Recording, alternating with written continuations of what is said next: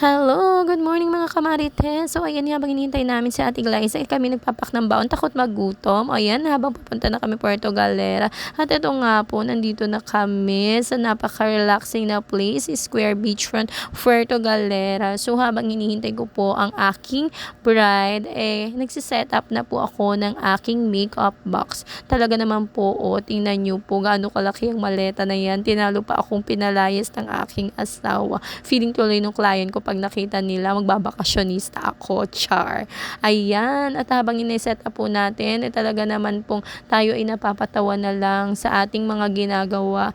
Napakasarap maging makeup artist, pero mahirap din po kasi talagang maglalaan ka ng oras. Iyan na nga po, at kami po ay nag-uumpisa na kwentuhan habang nagmi-makeupan. So ayan, napakaganda po na naging resulta.